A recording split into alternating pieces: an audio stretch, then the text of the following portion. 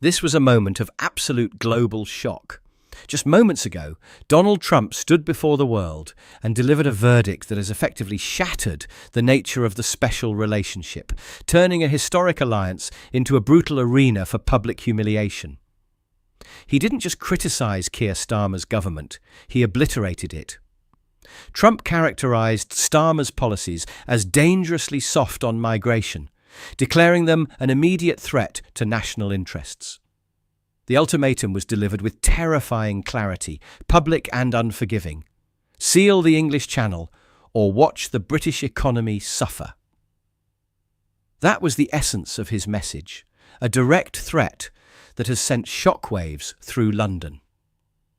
Friends, your opinion is crucial to us. What do you think about this unprecedented escalation? Let us know in the comments below. Standing beside graphic charts depicting the situation at the US southern border, Trump launched a methodical and ruthless attack on Starmer's leadership. According to him, the British Prime Minister is practically rolling out the red carpet for individuals Trump deems potentially dangerous. While the US administration is aggressively locking down entry points, Trump argued that the UK is heading down a suicidal path. Explosive data from think tanks has surfaced, citing hundreds of thousands of migrants arriving in the UK in recent years. Trump interpreted these figures not as a humanitarian statistic, but as a flashing red warning light. He specifically pointed to arrivals from Afghanistan, Iraq, and Syria, framing them not in terms of asylum status, but as a crushing factor overloading the social security system. He raged against the reality of migrants being housed in hotels at the taxpayer's expense, a point that drew his sharpest criticism of British governance. The contrast he drew was intentionally stark and painful. "We are fortifying our borders," Trump declared, staring dead into the camera, "while London, in my opinion, is failing completely." He cited US deportation raids as the gold standard, dismissing the complex legal dynamics in the UK as mere weakness. This wasn't just a speech, it was a declaration of diplomatic war. The speech did not end with a critique of borders, that was merely the opening salvo. What followed was a transition into absolute economic nightmare territory. In the shadowy corridors of Washington, insiders are already confirming what many feared. This is not just rhetoric. It is a calculated, weaponized economic strategy designed to bring London to its knees. Trump shifted seamlessly from migration to money, threatening to unleash a devastating trade war that would cripple the very jewels of the British economy. He didn't just speak in generalities.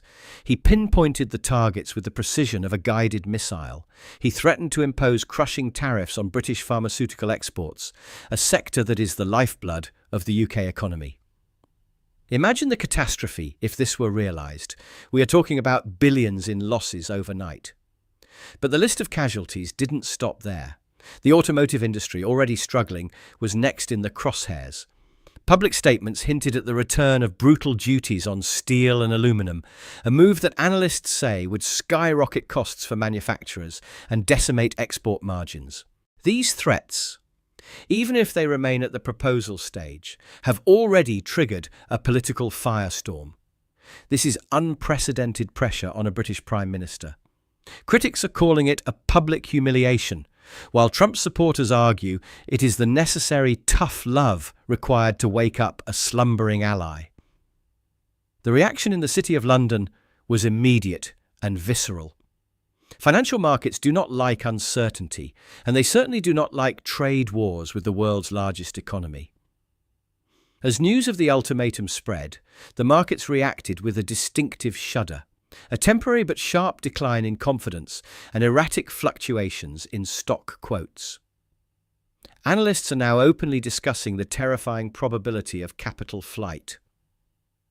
Trump, in a moment of supreme arrogance or brutal honesty, depending on your view, twisted the knife further. He explicitly stated that global investments are fleeing to New York not just for better valuations, but for safety. Money flows where it is safe, he implied, casting London as a sinking ship of instability. These words fueled panic among skittish investors. While some experts tried to calm the waters, noting that asset relocation is complex and rarely happens overnight, the psychological damage was done. The seed of doubt has been planted deep in the heart of the British financial system. But the most shocking moment, the moment that made jaws drop across the political spectrum, was Trump's offer regarding the English Channel. In a move that blurred the line between alliance and annexation, he proposed sending American border security specialists directly to the shores of the Channel to assist in stopping illegal crossings. Let that sink in. The President of the United States proposing to deploy American boots on the ground to police the borders of the United Kingdom. For some, this was a pragmatic offer of support from a superpower, but for others, it was an intolerable insult, a flagrant interference in sovereign affairs that suggests the British government is too incompetent to manage its own territory. It was a diplomatic slap in the face, delivered on live television. Inside 10 Downing Street, sources describe a scene of absolute disarray. The government is paralysed by indecision. One faction of advisers is screaming for a tough response to defend national pride. Another faction, terrified of the economic fallout, is pleading for a diplomatic de-escalation. The message from Washington is brutal in its simplicity. Either you crack down on migration with an iron fist, or you face economic ruin. There is no middle ground. The social media sphere detonated instantly. The internet is a battlefield. One side accuses Trump of bullying a traditional ally, calling his behaviour gangster diplomacy. The other side acknowledges the reality of the migration crisis, arguing that Starmer's government needs this external shock to finally take action. A video from a former academic has gone viral, racking up millions of views in hours, expressing deep concern that Starmer's policies are destroying traditional strategic ties. This view is spreading like wildfire. However, financial consequences wait for no one. Analysts noted an immediate outflow of capital and increased market volatility the moment the speech ended. Investors are beginning to factor political risk into their long-term decisions regarding the UK. Trump, master of the visual, compared the chaos in the Channel to his wall on the southern border, claiming his wall stopped illegal crossings. He used this contrast to paint the UK as weak and the US as strong.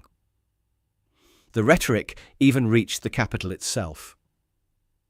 Trump took a direct swipe at the Mayor of London, highlighting issues of safety and public order, effectively weaponizing London's internal problems on the world stage. This has heightened the emotional intensity of the conflict. The offer of American help is now the center of a raging debate. Is it a lifeline, or is it a Trojan horse threatening national self-governance? Meanwhile, the internal pressure on British leadership is reaching a boiling point.